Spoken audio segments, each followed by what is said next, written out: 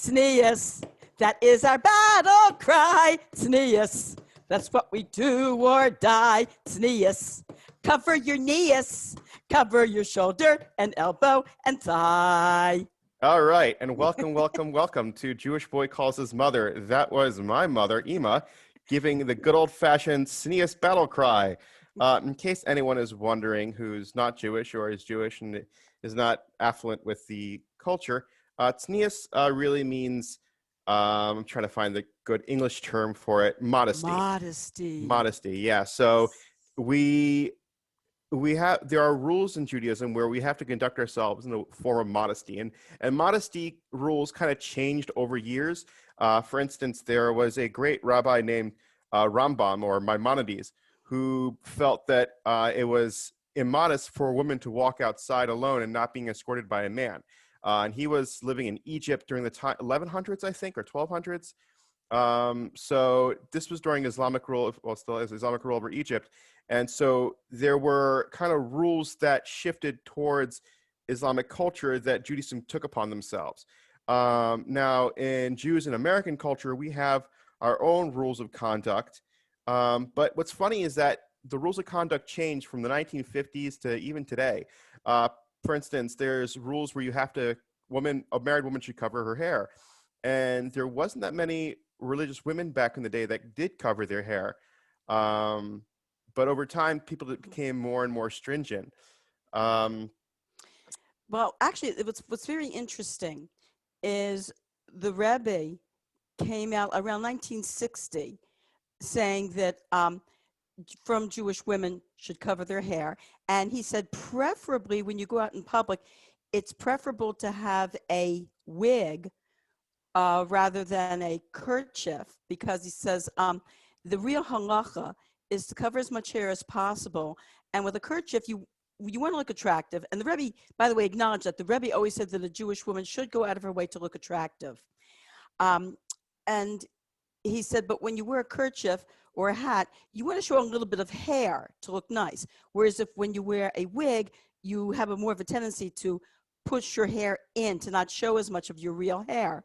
And ironically, right around 1960, after he said that, and there came this real, I don't know what it was, it became fashionable for not exactly for women to wear wigs, but somehow the wig industry really took off.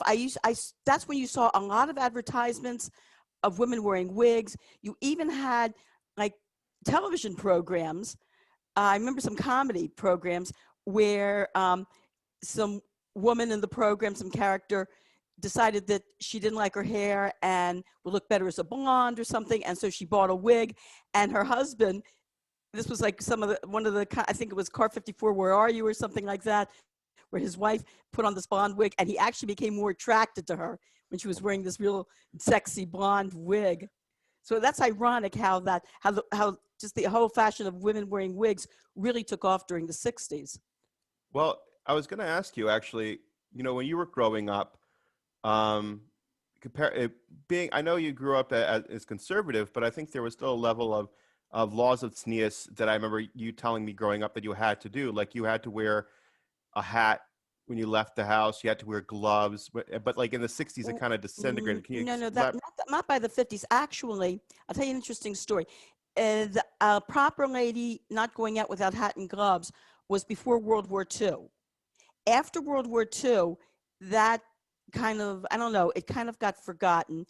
But I remember, though, in the 50s, the only time we wore hat and gloves was when we went to synagogue or when we went someplace fancy. And my mother would dress, it was me and my sisters, we were 3 girls. My mother would dress us up in these cute little white hats and these very delicate white gloves.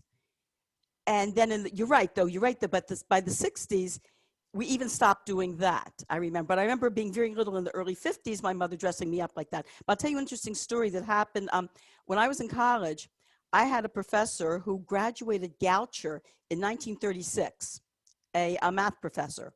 And she told us that at Goucher, if a girl was seen on the street without her hat and gloves, it was automatic compulsory expulsion from the school. Wow.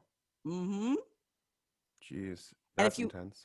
if you look at some movies, look at some movies from the 1930s, and you'll see that when girls and women are about to go out, like downtown or something, they put on their hat and gloves. Yeah, Maybe you won't. I think I do remember Yeah, seeing like maybe you old won't like catch. movies. Yeah, maybe a lot of people I don't think catch that, but if you stop to think about it, watch some of these old movies, and you'll see that of women putting on hat and gloves before they go out in the street. So what was it like for you, in the 70s when you started becoming more observant, that you started following more tznius rules? Like what was the difference between like wearing whatever you wanted and not really caring to realizing that there's some underlying rules that you feel like are important to follow? Well, this is interesting because before a person becomes from, you don't have a sense of dressing immodestly. You don't think you're dressing immodestly at all. You're just wearing what everybody, you're just wearing the shorts and the tank tops, and you don't even think about it. And then when you become religious and you start dressing more modestly, then you think back, you go, oh my gosh, it, it didn't, it does, it's like, it says in the Torah when Adam and Chava ate from the Eitz Hadas and they suddenly realized that they were naked.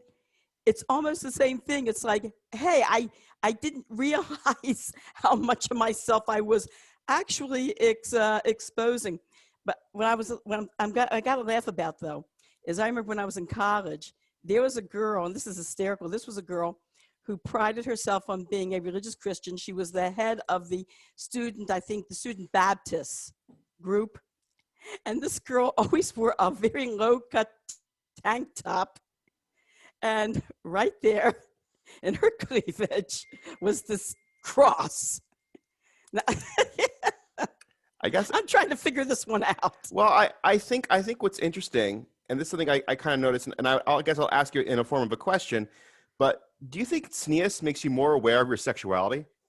That's interesting. I think so too, because there were a few things that I liked about being tznius. One of the things I liked about was I actually felt more comfortable. In the warm weather and the cold weather, I was warmer. In the warm weather, in the hot weather, I actually felt cooler because I would wear something that covered me to the elbow or covered me below the knees, but I would wear something that was light, and so it's like your skin is protected. It's you really feel in a sense like a little cooler.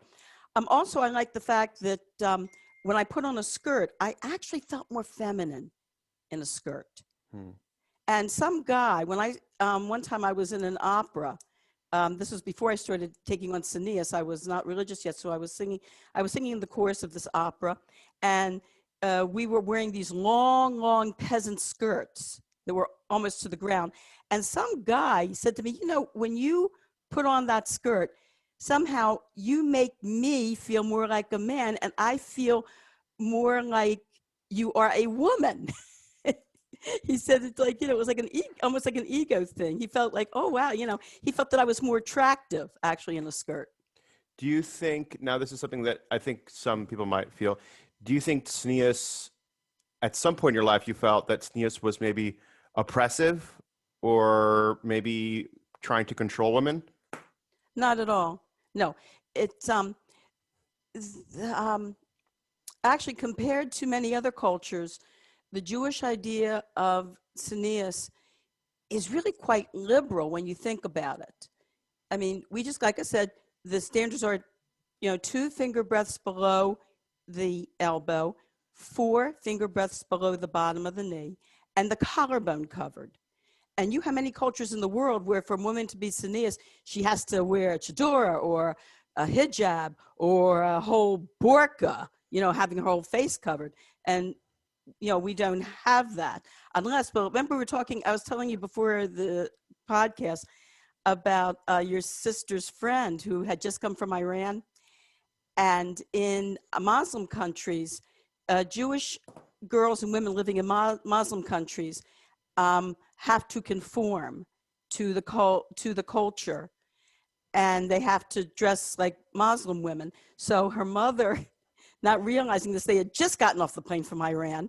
her mother sent her to Beis Yaakov with a hijab. And of course, the girl comes in, and all the girls look at her and go, "What are you doing? You don't have to wear that here." So the next day, the girl comes in without the hijab, and she told them all that she came home, she threw off the hijab, and she yelled at her mother, "None of the girls are wearing this." Well, what's funny you said that, how, like, other cultures, but I want to really focus on there, unfortunately, and this is what talking about tznius of today has gotten a little out of hand. There was a viral video that went out a couple years ago of this school in Lakewood where they were measuring the little girl's hair, and that if it was too long, they were forced to cut it. If not, they wouldn't be allowed back into school. Listen, I think that, quite honestly, as an individual, I think that's very extreme. Quite honestly, though, we live in a country where it's a free country. Schools, as I've heard, schools and communities are free to want to make their own standards. And as far as I'm concerned, if you're sending your kid to a school like that, if you don't like it, you've got the freedom to pull your kid out and send them to another school. Yeah, but then when you have all schools doing it at the same exact time, you're really in a rock and a hard place. You can't even do anything. I don't think that's ever going to happen, especially by Jews. The old joke, get two Jews together, you get three opinions. And the joke about the Jew and the Jewish man on the desert island. Oh, I know that one. Yeah, with the two huts. Well, and they ask him, they go, "What do you have those two huts for?" He goes, "Oh, this is the shul where I daven, this is the shul where I don't daven." Jews are a very individualistic thinking group. And I can, I would be willing to bet money that I can never picture any place where all the schools are going to be the same and be like that. You go to any city where there's a large Jewish community, you find every type of Jewish school there. Well, what are we doing this for anyways? Why are we even being tznius? What's like, if I went to a nudist colony and everybody was naked, but we accepted it for what it was, like, people wouldn't even think twice of looking at a naked person because they would just see it as human flesh. They won't even sexualize it. I think when you constantly sexualize something and you constantly bring up the idea of gender roles and things like that, you create this sexual tension, and you cause more problems than there are. No, obviously you're playing devil's advocate. Yeah, a little bit. But the thing is about tznius to keep in mind is that we're dressing not because the human body is evil or we're trying to hide our sexuality, because we're not. We're dressing to be, the idea is being dignified. We dress, God is everywhere, we respect God, and we dress in a respectful way. And this is something you and I discussed. Remember, we were talking about immodest dress in the concert hall, immodest dress, in the workplace. I think in general, when you walk into an office, if the people in the office are dressed in a dignified manner, where you're not seeing half their chest, where, if a woman bends over the desk, half her breast isn't falling out, because I've heard stories about this of, women in the workplace like this, that if you walk into a place where people are dressed in a dignified way, it affects the whole decorum there. And this goes also, remember, we were also discussing the idea of tznius for men, that men should dress in a dignified manner. Quite honestly, I told you the story that I went to this Orthodox Jewish house where I had to drop off something for one of their kids. And the father answered the door. I was so embarrassed. I mean, yeah, he was wearing a t-shirt, he was wearing tzitzits, he's wearing a yarmulke, and he's wearing these tight little white shorts. It wasn't underwear, but it could have darn well passed for it. They were obviously some jogging shorts. And I was extremely embarrassed. And I'll tell you, when I see videos of say men who are like rock and roll, you see a lot of rock and roll concerts where men are performing like with either no shirts on or sleeveless. I'm sorry, but I don't want to see their hairy armpits. I want to enjoy the music. And the same when we were talking also about female concert artists. And I'm not talking about rock and roll. I'm talking about serious classical concert pianists and violinists. You go on YouTube and you see the most shocking get-ups that some of these female concert performers are wearing, and it totally distracts from the performance. I have seen some amazing performances on YouTube of like Tchaikovsky's Piano Concerto No. 1. And what killed it was that the woman who performed it was wearing this dress, this white dress that was so tight, you could actually see her underwear through it. And it was so cut out that you can actually see the top of her backside. I mean, come on. Then there was another thing on YouTube. This young protege, this young female, also, again, piano concert performer. And the title of the performance wasn't such and such gives fantastic performance of Gershwin's Rhapsody in Blue. No, it was such and such performs Rhapsody in Blue in skimpy outfit.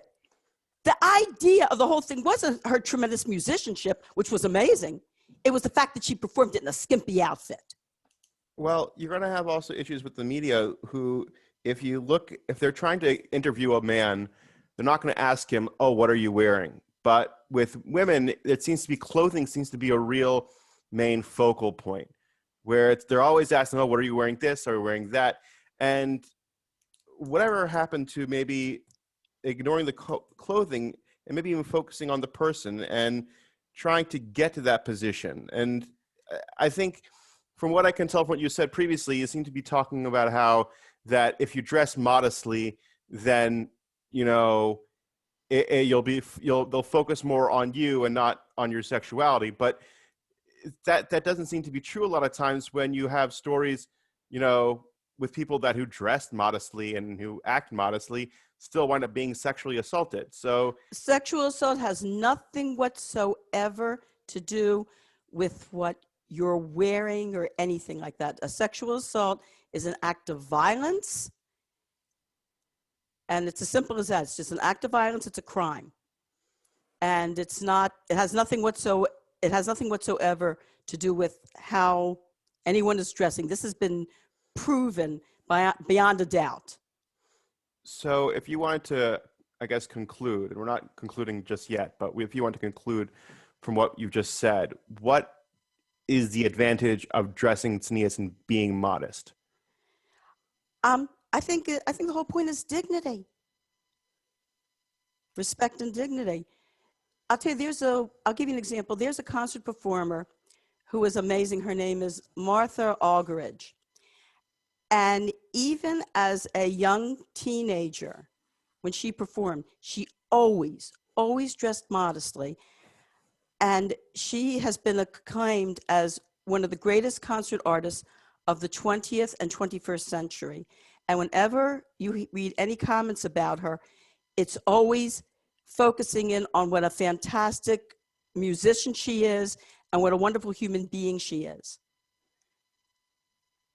And she was as a teen, she's a nice looking lady. As a teenager, she was a very obviously a young teenager, 20s, 30s, very, very beautiful young woman. But she knew how to dress in a dignified way. Okay. And she brought that with her. She brought that sense of dignity with her. Now, out of curiosity then, how did you raise your children with tznius? What did you do to get them to become modest enough to have self-respect and things like that? That's a very good question. What did I do? Let me think. Nothing, I tell you. Well, I took an example from a very good friend of mine. When I first became frum, these very nice people were my Shabbos family that I would come to every Shabbos. And the way that this woman would raise her daughters was not, oh, you better dress tznius, or, this is you don't dress like this, you don't do this. No, she introduced the idea of tznius to her daughters in a very, very positive way. Usually when a girl is 3 years old is when they start to switch from sometimes between 3 to 5. They start to switch from pants gradually to skirts that go below the knee.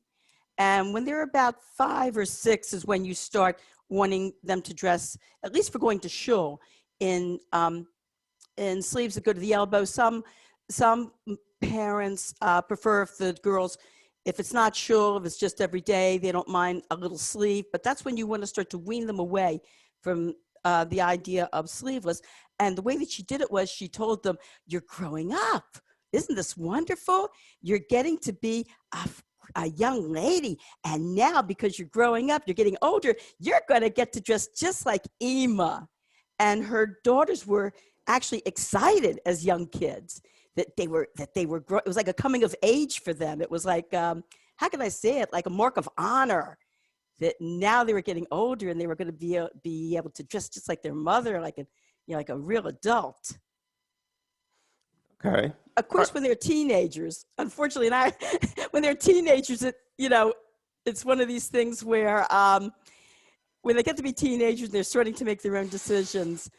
It's like you can tell, I never believed it was a good idea to come down heavily on my kids. And if they were, as they're teenagers, like they're trying to establish their identity. And I would say to them, look, I said, our standards. Please, I'd appreciate very much if you would, dress a little more tzniusly. It is a sign of dignity. But there comes a point where they make their own decisions. And, you just hope the best thing is to set an example for your kids. And you just hope that they follow and what you feel is the best, is the good way that you're trying to raise them. Okay. Well, I think that concludes our session. I think that was very good. Thank you so much, everybody, for listening. And hopefully we'll talk to you in about a week. So be Tzinius and see us again. You too, boys and men. I know. All right, Emma. I love you very much. Love you too, honey. Have a good Shabbos. Shabbos. Bye-bye.